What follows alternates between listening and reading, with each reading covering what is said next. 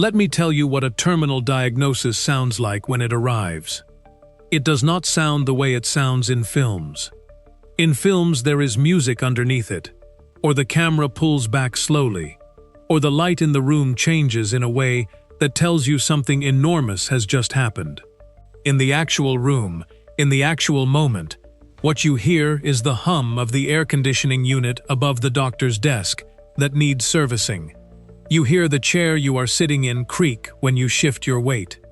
You hear your own breathing, which has become suddenly audible in a way that breathing is not normally audible, because your body has registered the information before your mind has finished receiving it, and has decided to make the fundamental operations known to you, to bring them to the foreground, to say, pay attention, these are the things you have been running on, these are the things that are running. And you hear the doctor's voice continuing past the word that ended everything that came before it, continuing into the specifics, the stage, the spread, the timeline, the options, the words that are now being said into a room that has rearranged itself entirely around the one word that landed first, and that you are still sitting with, while the rest of the words arrive without finding anywhere to land. The word, in my case, was advanced. Not the finding of it. The finding would have been manageable. Men my age are found to have things. The finding is a beginning, a door that opens into a corridor of options, of treatments, of timelines that a person can negotiate with. Advanced is a different word. Advanced is not a door. Advanced is the doctor looking at you with the specific expression of someone who has had to find this expression many times and who has, through repetition, learned to make it hold both honesty and humanity simultaneously, and saying that the corridor is shorter than we would like, and that the options are fewer, and that the primary consideration now is not extension but quality, and that quality means something different to every person, and what does it mean to you? What does quality mean to you? I sat in that office in Memphis for a long time after the doctor finished. He was a good man, Dr. Patterson, 20 years my oncologist for the routine management of the prostate issue that had been monitored and stable since 2019, and that was now, as of a scan 3 weeks earlier, no longer stable in the way that not stable means when the word advanced precedes it. He was a good man, and he sat with me in the silence after the information, the way good doctors sit with silence, not rushing it, not filling it, understanding that the silence is part of the treatment. He had a box of tissues on his desk. I did not use them. I was not, in that room, a man who was going to cry. I was a man who was going to sit with the arithmetic of the situation until the arithmetic resolved into something he could act on. That is the kind of man I am. Joe, 71 years old, retired logistics manager from Memphis, Tennessee, 34 years of moving things from where they were to where they needed to be, with the minimum of friction and the maximum of reliability. I had managed supply chains for a company that distributed medical equipment across the southeastern United States, which meant I had spent 34 years understanding that the gap between where something is and where it needs to be is always bridgeable if you are willing to think carefully about the route. I had been trying to apply this thinking to the situation in Dr. Patterson's office, and the situation was not cooperating, because the gap this time was not between 2 points on a map. The gap was between the man currently sitting in the chair and the man he had assumed he would continue to be for a reasonable number of additional years, and no routing software I had ever worked with was designed to navigate that particular distance.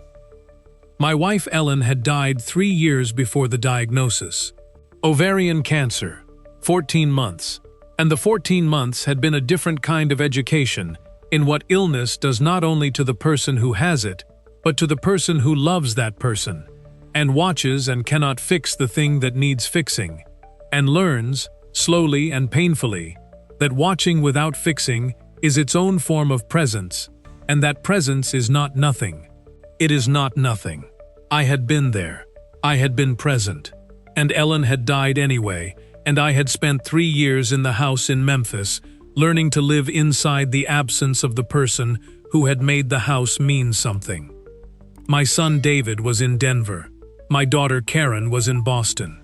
They called every week with the specific regularity of adult children monitoring a parent they are concerned about while conducting their own lives, which is the right thing, the thing I had told them to do, the thing I would have told them to do regardless, because I was not a man who required tending, and I had made that clear, and I believed it was true, and it was mostly true, and there were moments at 2 in the morning in the Memphis house when it was not true at all. I had been planning to go to the Philippines for a year before the diagnosis. This is the part the title makes sound like a consequence, and which was actually a coincidence. And the distinction matters because the story I am telling is not about a man who chose the Philippines because he was dying. It is about a man who was already going to the Philippines and who the dying arrived for while he was making the plans. I had a colleague, a woman named Ruth who had retired 2 years before me and who had gone to Dumaguete with her husband and who sent me emails every few months that were not the promotional emails of someone trying to sell you on a decision they had made. They were the specific emails of someone who had found something they had not expected and who was still, after 2 years, slightly surprised by it. Ruth wrote about the boulevard in the evenings. She wrote about the cost of a meal and the quality of that meal and the distance between those two numbers. She wrote about the people, specifically, with names and small details. The way you write about people when the people are the point and not the backdrop.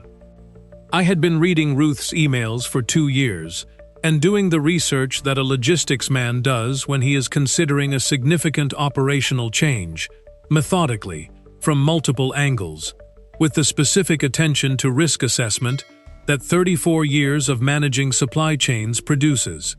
I had a spreadsheet. I had a timeline. I had a plan. The plan was for January. The diagnosis came in October. I want to tell you about the conversation I had with David and Karen because it is the conversation that everything else followed from, and because it was, in its way, the most important conversation I have had in my life, and I want to honor it by telling it accurately. I called them together. A 3-way video call on a Sunday evening, which was not our usual arrangement, because our usual arrangement was individual calls, and the 3-way implied something that they both understood, before I said it, because they are both intelligent people, and the 3-way call from their 71-year-old father on a Sunday evening was not ambiguous. I told them what Dr. Patterson had told me. The word, the stage, the timeline, which Dr. Patterson had given me in ranges, because medicine gives you ranges rather than numbers, because the ranges are honest and the numbers are not. Somewhere between 8 and 18 months, if the treatment options were pursued aggressively. Less if they were not. More, possibly, if I was fortunate and the disease moved at its slower pace, and the body managed things the way bodies sometimes manage things, in ways that exceed the projection. There was silence on the call. The particular silence of 2 people who have been given information they knew was possible, and who are now in the moment of receiving it, and finding that the receiving is harder than the knowing it was possible. Karen made a sound that was not a word. David said nothing for a long time, and then said, "Dad." Just the word. My name in his mouth in that voice. After Ellen. After the 14 months.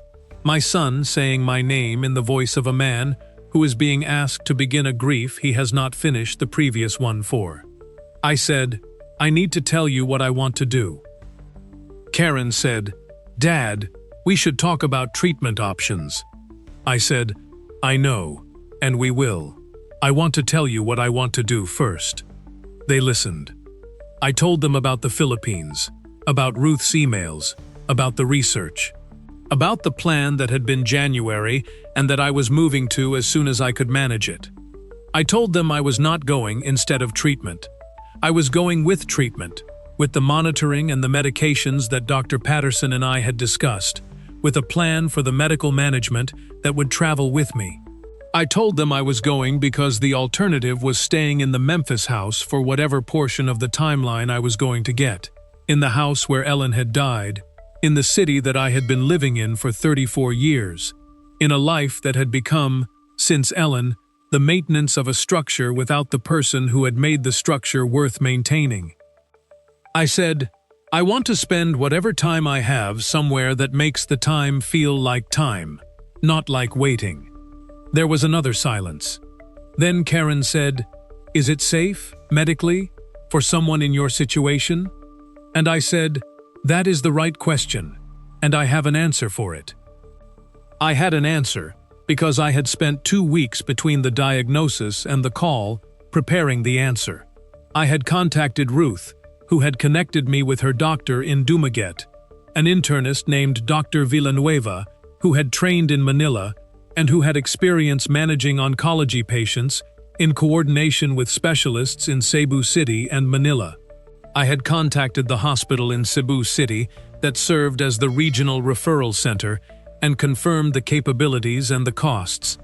I had confirmed that the medications Dr. Patterson was recommending were available in the Philippines at prices that were a fraction of their American cost.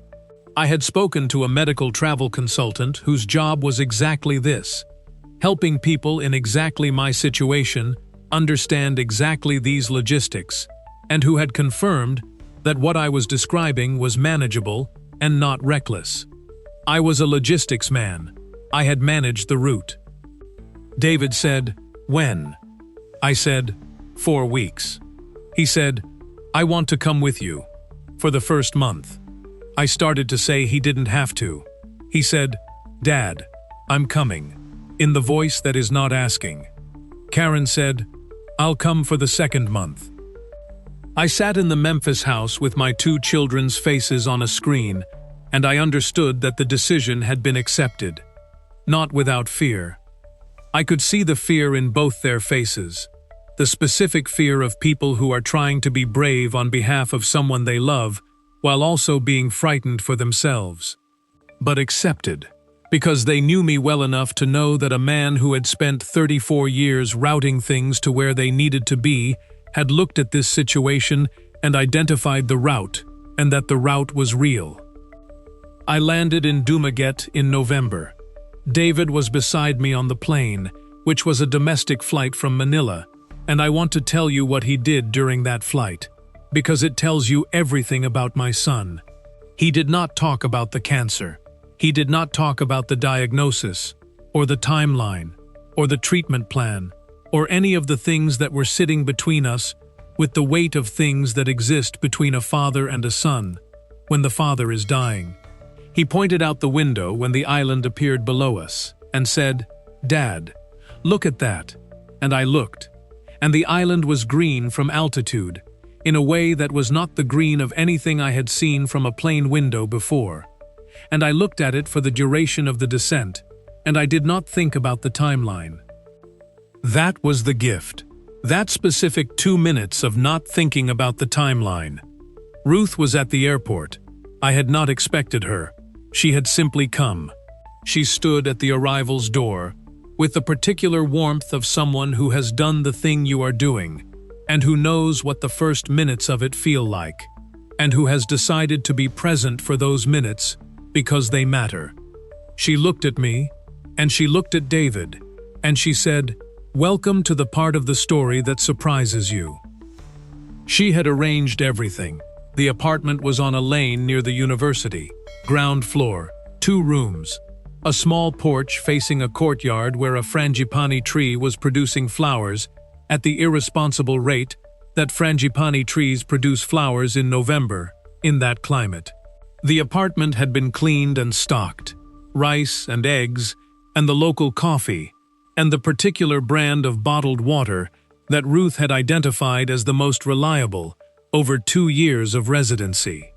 The landlord was a woman named Aling Nita, who came to the door when we arrived and handed me a key and looked at me with the quiet directness of a woman who had been told my situation by Ruth and who had decided, from whatever Ruth had told her, that I was someone she was prepared to accommodate. She said, In English, that was careful and chosen. You need anything, you knock, day or night. I am on the second floor. I said thank you. She said, no thank you. You are a tenant. This is what a landlord does. She went upstairs. I stood in the doorway of the apartment with the key in my hand, and David beside me, and the frangipani doing its thing in the courtyard. And I thought, well, here it is. Whatever comes next, here it is. I want to tell you about the first weeks, honestly, because the title of this story promises something that happened later, and I will get to it. But I will not manufacture a revelation where the reality was slower and more complicated and more true. The first weeks were hard. I want to say that plainly, because the version of this story that goes straight to the healing and the warmth and the miracle is the version that does not help anyone who is sitting in a situation like mine and trying to make a real decision. The hard parts were real. The fatigue was real. The disease produces a fatigue that is different from other fatigues in a way I have already described in other contexts, and will not belabor except to say that it was present every day, and on some days it was the primary fact of the day, and those days required an acceptance of limitation that a man who had spent 34 years managing the movement of things with efficiency and precision found genuinely difficult. I had been a man of motion. The disease was a man of stillness. We were negotiating the terms. The medication management was real. Dr. Villanueva was good, thorough, with the specific precision of a doctor who understands that managing a complex case requires systematic attention, and who provided it without drama and without false comfort. He coordinated with Dr. Patterson in Memphis in a communication structure we had established before I left. Regular reports, shared imaging, a protocol for escalation if escalation became necessary. The medications were available. The costs were what I had been told they would be. The pharmacy near the clinic had what was needed and held it reliably. The medical infrastructure for what I needed was real, and it worked. And I want to say this clearly for anyone reading who is in a similar situation and is wondering whether the medical side is manageable. For what I needed, in that city, at that stage, it was manageable. David stayed the first month. He spent it learning the lane, the way people learn places when they are trying to understand how their parent is going to live in them, systematically, from the outside in. He found Ate Blessi's Carinderia on the third day and established that the sinigang was reliable. He identified the clinic and walked the route from the apartment, so he knew it could be walked slowly. He introduced himself to Aling Nita upstairs and to the neighbor across the courtyard, a retired school teacher named Mang Chris, who was 73, and who had been living in that building for 12 years, and who received David's introduction with the patient dignity of a man who had been receiving introductions to concerned relatives of tenants for many years, and who understood what the introductions were about. What the introductions were about was, my father is ill, and I need to know someone is here. Mang Chris, who had been told my situation by Aling Nita, who had been told by Ruth, in the way that information moves through a Filipino community, which is to say, completely and quickly and without judgment, said to David on the second day, in English that was the English of a man who had taught it for 30 years, "Your father is my neighbor. I will watch." 2 words, I will watch. David reported this to me that evening, and I saw something in his face ease that had been tightened since October, and I understood that the 2 words had done more for him than the medical protocol we had prepared, and the medications, and the specialist coordination, and all the logistics that a logistics man could arrange. Someone would watch. Let me tell you about Mang Chris, because he is the center of this story in a way that I could not have predicted and that I want to give its full weight. He was 73. He had taught Filipino literature and English composition at the university for 30 years. He had been widowed 6 years before I arrived. He had 2 daughters in Manila and a son in Canada, who called on Sundays and who he described with the specific affection of a man who has accepted the geography of his children's lives and found it neither tragedy nor abandonment, but simply the shape of the world as it is now. He walked with a cane, his left knee the casualty of a fall in 2020, and the cane had been incorporated into his bearing in the way that things are incorporated when a man decides that a limitation is not a diminishment. He carried it the way he carried everything, without complaint and without self-pity, and with the particular dignity of a man who has been reading literature for 50 years and understands that the stories worth telling are the ones where the character does not give up. He knocked on my door on the 5th morning with coffee. Not a question about whether I wanted it. Coffee. In a small pot, the local kind, dark and sweet, already made. He put it on my porch table and sat in the chair that had appeared on the other side of the table, a chair I had not placed there and that had materialized from wherever he had found it, and he poured 2 cups and said, "Good morning." I said, "Good morning." He said, "How did you sleep?" I said, "Adequately." He said, "Adequately is honest. Most people say well." He drank his coffee.